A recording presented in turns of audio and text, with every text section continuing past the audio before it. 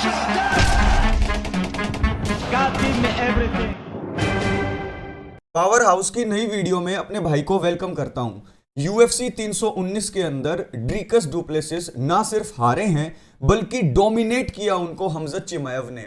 देखिए, हारना कोई पहली बार नहीं हुआ है, हारना कोई बड़ी बात नहीं है। बड़े से बड़ा चैंपियन जो एक टाइम पर अनडिफिटेड था UFC में आकर हारा है। तो यहां पर ड्रीकस डुप्लेसिस की जो ये हार है, ये सबसे बड़ी शर्मनाक हार क्यों है, आज इस वीडियो में अपने भाइयों से डिस्कस करूंगा। और गुनेगार कौन है यार इस हार का? जब मैं चीख चीख के आप लोगों को बता रहा था कि वन साइडेड डोमिनेशन करके हमजत चिमाएव स्नैच करने वाले हैं विक्ट्री ड्रीकस डुप्लेसिस के खिलाफ, तो जो इंडियन मिक्स मार्शल आर्ट की ऑडियंस थी उसमें काफी एक बड़ा धड़ा ऐसा था जो ये सोचता था कि ड्रीकस डुप्लेसिस हमजत चिमाएव को एक्सपोज करेंगे, ये जो हाइप ट्रेन है ये डिरेल होगी। लेकिन हुआ क्या, एक मॉन्स्टर जिसको सभी लोग पहचान नहीं रहे थे अब वो सबके सामने आ गया है। ड्रीकस डुप्लेसिस को 5 राउंड की फाइट में हवा भी नहीं लगने दी खुद को। क्या हमजत चिमाएव इतने बड़े मॉन्स्टर हो गए हैं या फिर ड्रीकस डुप्लेसिस की तरफ से कमियां ही कमियां रह गई? और अगर ये कमियां रही हैं, अगर क्या कमियां ही रही हैं यार, तो ये कमियां किसने रखी हैं यार? डिल्यूजनल कौन था? फैंस तो थे ही, लेकिन फैंस से भी ज्यादा डिल्यूजनल उनके कोच थे। मोरने का मोर बना दिया। लेकिन वीडियो में आगे बढ़ने से पहले शाउट आउट देना बनता है, क्योंकि चैनल के स्कैनर को स्कैन करके और यूपीआई आईडी के थ्रू अभिषेक भाई ने 200 रुपीज डोनेट किए हैं। दोस्तों, बहुत टफ टाइम से मैं चल रहा हूं और ऐसे में 2-3 दिन के बाद पहला डोनेशन आया है मेरे पास, तो उसके लिए थैंक यू सो मच मेरे भाइयों। 1-2 डोनेशन जो मुझसे छूट गए हों या आगे जो आएंगे उनका प्रॉपर जो है शाउट आउट कल मॉर्निंग की वीडियो में दिया जाएगा, क्योंकि मैं हॉस्पिटल में दोस्तों समय गुजार रहा हूं, तो घर पे आके मुझे काफी कम टाइम मिलता है, लेकिन भाइयों इससे बहुत ज्यादा हेल्प होती है। तो एक बार थैंक यू सो मच मेरे भाइयों फिर से। डीडीपी एक डोमिनेंट चैंपियन थे। ये फाइट जब UFC 319 में फिक्स हुई तो ये समझा जा रहा था कि हमजत चिमाएव के सामने सबसे बड़ा टेस्ट आ गया है। वो अपने हर अपोनेंट को सबमिट कर दिए हैं या फिर उनको नॉकआउट कर दिया गया है, लेकिन क्या ऐसा वो ड्रीकस डुप्लेसिस के सामने कर पाएंगे? क्योंकि हमजत चिमाएव के पास ऐसा कार्डियो ही नहीं है, स्टेमिना भी होना चाहिए डीडीपी को हराने के लिए। और पावर की बात करते हो, डीडीपी के पास ज्यादा पावर है यार, हमजत चिमाएव की चटनी बना देगा डीडीपी। ये बातें चल रही थी। तब एक तरफ फाइट फैंस थे जो डीडीपी के ऊपर भरोसा किए बैठे थे कि भाई ये बंदा जो है हमजत चिमाएव को हराएगा और हम चश्मे वाले की रैली निकालेंगे। लेकिन हुआ क्या, डीडीपी बीडीपी बन गया। उसके पीछे रीजन है इसका निकम्मा कोच। तो ये कोच है, इसका नाम है मोरने। इस मोरने का मोर बना दिया हमजत चिमाएव ने। और जब फाइट चल रही थी, हमजत चिमाएव डीडीपी और उसके कोच से बात कर रहे थे कि भाई बेटर प्रिपरेशन करनी चाहिए थी, क्या कर रहे हो तुम यार, बच्चे हो तुम। डीडीपी और उसके कोच की जो ये घनघोर बेइज्जती हुई है, क्योंकि अगर आप स्ट्राइक्स का डिफरेंशियल देखें तो UFC की टाइटल फाइट की हिस्ट्री में सबसे ज्यादा डिफरेंस स्ट्राइक्स का हमजत चिमाएव ने अपने नाम कर लिया है, 500 से कहीं ज्यादा स्ट्राइक्स। और दूसरी तरफ हमजत चिमाएव ने 12 टेक डाउन किए, 12 बार टेक डाउन किया। ये और उनके कोच कह रहे थे कि एक टेक डाउन के $10,000 दिए जाएंगे। तो भाई देख लो, अंदाजा लगा लो कितने पैसे तुम्हें हमजत चिमाएव को देने हैं। और दूसरी बात ये कि जो डीडीपी के कोच हैं उनका कहना यह था कि वन डायमेंशनल फाइटर जो सिर्फ अपने रेसलिंग के दम पर हराने की सोच रहा है, कैसे हरा सकता है यार? अब देख लिया कैसे हरा सकता है। हमजत चिमाएव ने एट विल डीडीपी को कंट्रोल किया। 25 मिनट की फाइट में 21 मिनट। तो शुरुआत के 4 राउंड थे, उसमें ड्रीकस डुप्लेसिस एक जो है डेड मछली की तरह नीचे पड़े हुए थे। शुरू की 20 मिनट में कुछ भी नहीं किया है। हमजत चिमाएव के खिलाफ जो डीडीपी के कोच थे उन्होंने अपने कैंप के अंदर कोई भी चेंज नहीं लाया। उनका कहना यह था कि जिस तरीके से हम चीजों को चला रहे हैं, हम जीत रहे हैं, हमने बेल्ट भी जीती, हमने स्ट्रिकलैंड को हराया, हमने अडेसानिया को हराया। अरे स्ट्रिकलैंड क्या है? हमजत के सामने स्ट्रिकलैंड आ जाएगा तो स्ट्रिकलैंड की फट जाएगी, स्टिक अलग हो जाएगी और लैंड अलग हो जाएगा। तो यहां पर स्ट्रिकलैंड तो कुछ नहीं है। आज के टाइम की बात कर रहा हूं। तो डीडीपी और हमजत चिमाएव का जब कंपैरिजन हो रहा था तो उनके कोच कह रहे थे कि हमजत चिमाएव तो कुछ भी नहीं है यार, हलवा है। और हमजत चिमाएव ने डीडीपी को बीडीपी बना दिया। उसके पीछे उनके कोच की लैक ऑफ प्रिपरेशन साफ दिखती है, क्योंकि वो पहले डिल्यूजन में थे, अब वो शौक में चले गए हैं। मैंने कभी ऐसा यूएफसी की हिस्ट्री में होता हुआ नहीं देखा कि सबसे एंटीसिपेटेड यूएफसी की टाइटल फाइट हो और शुरू के 3 राउंड 10-8 निकल जाएं।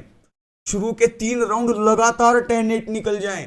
ऐसा आपने कभी देखा है अपनी आंखों से होते हुए? और उसके पीछे जो बोरिंग बोरिंग लोग बोल रहे हैं तुम्हारा डीडीपी कुछ नहीं कर रहा था, उसका एक ही काम था कि अपनी पावर के दम से अपनी नेक को बचा ले।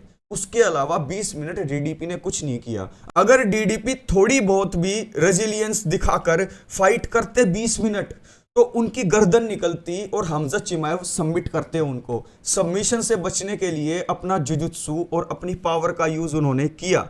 देखो जुजुत्सु आती है डीडीपी को तो इसलिए उन्होंने अपनी गर्दन बचा ली, पावर उनके पास थी उसका यूज कर लिया। लेकिन जब रेसलिंग की बात कर रहे थे तो डीडीपी कह रहे थे कि मैं खुद जाकर हमजत चिमाएव को टेक डाउन करूंगा। हमजत को मेरे टेक डाउन की चिंता होनी चाहिए, मैं हमजत चिमाएव के टेक डाउन की चिंता क्यों करूं? अब ये बताओ, ये कोई उल्लू का पट्टा ही सोच सकता है? और वो नल्ले फैंस यार जो इस नैरेटिव को बिलीव कर रहे थे, कहां पर हो तुम यार? तुम नाला सुपारा के सुपरस्टार्स जो चिल्ला चिल्ला कर कह रहे थे डीडीपी भाई, कहां पर हो तुम यार? भोसा फट गया तुम्हारा। हमजत चिमाएव ने रैली निकाल दी ड्रीकस डुप्लेसिस के डिल्यूजनल कोच की और डिल्यूजनल फैंस की। और डीडीपी तो एक लाइन है यार, डीडीपी की इसके अंदर कोई गलती नहीं है। ड्रीकस डुप्लेसिस ने काफी मैच्योरिटी से क्रिटिसिज्म को हैंडल किया। आपने देखा होगा कि जब प्रेस कॉन्फ्रेंस चल रही थी ऐसे में डीडीपी की तो कोई गलती थी नहीं, लेकिन उनको बू किया जा रहा था। उनके फैंस जो थे वो बहुत ज्यादा डिल्यूजनल थे। और जब घर के अंदर एक डिल्यूजनल आदमी आ जाए जो उनका कोच था तो चीजें खराब हो ही जाती है। ड्रीकस डुप्लेसिस ने सिर्फ भाड़े के ऊपर ट्रेनिंग पार्टनर्स बुलाए और उनके साथ रेसलिंग की, वरना अपने कैंप के अंदर अगर वो इंपॉर्टेंट चेंजेस लाते तो हमजत चिमाएव के खिलाफ वो बेटर परफॉर्म करते। यार ये जब स्कोर कार्ड दिया यूएफसी के जजेस ने तो मैं कहना चाहता हूं रोबरी हुई है यार हमजत के साथ। शुरू के 4 राउंड जो थे 10-8 थे, 5वां 10-9 था, क्योंकि जितने भी 56 या 46 स्ट्राइक्स लैंड किए हैं उसमें से 95% जो है डीडीपी के 5th राउंड में आए हैं। तो 4 राउंड 10-8 होने चाहिए थे, चलो 4 मत दो, 3 राउंड 10-8 दे दो। 24 और 18 आप काउंट कर लो 42 हो गए। लेकिन यार ये जो रिजल्ट दिया है स्कोर के अंदर इससे मैं एग्री नहीं करता हूं। यहां पर 50-44 तो बनता ही नहीं था कहीं से भी, खुद डेना वाइट इस बात से एग्री करते हैं। तो रेसलिंग के अंदर कोई मैच नहीं था, पावर के अंदर कोई मैच नहीं था, लेवल्स बिल्कुल अलग थे। तो हमजत चिमाएव जब दलदल के अंदर ड्रीकस डुप्लेसिस को नीचे खींच रहे थे, ड्रीकस डुप्लेसिस के पास रेसलिंग का कोई आंसर ही नहीं था, क्योंकि ड्रीकस डुप्लेसिस की जो रेसलिंग है वो पावर बेस्ड है, लेकिन हमजत चिमाएव की जो रेसलिंग है उसके अंदर टेक्निक सबसे पहले है और उसके बाद पावर है। और रही बात ये कि हमजत चिमाएव ने किया ही क्या है, सिर्फ टेक डाउन करके लेट गए।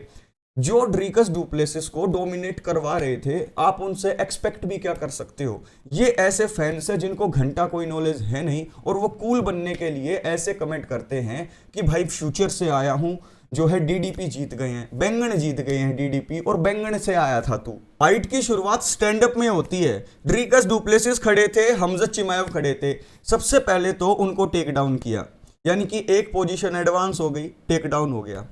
उसके बाद जो गार्ड था उसको या तो फुल माउंट में किया या फिर वो साइड कंट्रोल में चले गए। सेकंड जो है पोजीशन एडवांस हो गई, 2 कदम आगे हो गए। हमजत चिमाएव टेक डाउन करके साइड कंट्रोल लेके फुल माउंट में जाके सेकंड पोजीशन हासिल करके थर्ड पोजीशन क्रूजर फिक्स हासिल कर चुके थे। कोई रेफरी जो उनको सेपरेट कराएगा वो उल्लू का पट्टा होगा। कैजुअल फैंस को जब नहीं पता कि जो पोजीशंस एडवांस करना होता है वो क्या होता है, और क्रूजर फिक्स, अपने करियर में जो यूएफसी फाइटर्स हैं वो 5 बार क्रूजर फिक्स नहीं ले गए होते। हमजत चिमाएव ने एक टाइटल फाइट के अंदर एक डोमिनेंट चैंपियन को 5 बार क्रूजर फिक्स में रखा। ये कोई छोटी बात नहीं है। और तुम कह रहे हो कि हमजत चिमाएव की फाइट बोरिंग थी, बैंगन बोरिंग थी। डीडीपी एक डेड मछली की तरह पड़े रहे, कुछ भी वो करते तो उनको वहीं पर नॉकआउट या फिर कहीं ग्राउंड एंड पाउंड की वजह से टीकेओ या फिर सबमिट कर दिया जाता। तो सच्चाई ये है कि भाई ड्रीकस डुप्लेसिस के कोच और उनके फैंस पहले डिल्यूजन में थे, अब शौक में चले गए हैं। इतनी भी हिम्मत नहीं हुई ड्रीकस डुप्लेसिस की कि वो ये कह दें कि भाई मुझे रीमैच चाहिए। किस बेस के ऊपर रीमैच की बात करते हैं? उन्हें पता था रैली निकल चुकी है। तो जब वन साइडेड क्लीन स्वीप देखने को मिला हमें, जैसा हमें देखने की आदत नहीं है, तो फाइट जीतने के बाद हमजत चिमाएव ने एक नया एरा शुरू कर दिया है। इसको तुम मानो चाहे मत मानो, इस चीज को यूएफसी के फाइट फैंस देखेंगे कि मिडिल वेट के अंदर आज के टाइम पर हमजत चिमाएव को हराने वाला या उन्हें टक्कर देने वाला मुझे कोई दिखाई नहीं देता है। जब लाइट हैवीवेट के अंदर वो जाएंगे सेकंड बेल्ट जीतने, तब कुछ हो सकता है। और 170 के अंदर मुझसे ये पूछा जाता है कि हमजत चिमाएव और इस्लाम मखाचेव की अगर मान लो फाइट हो गई तो आप किसे सपोर्ट करोगे? मैं इस फाइट को ही सपोर्ट नहीं कर रहा हूँ।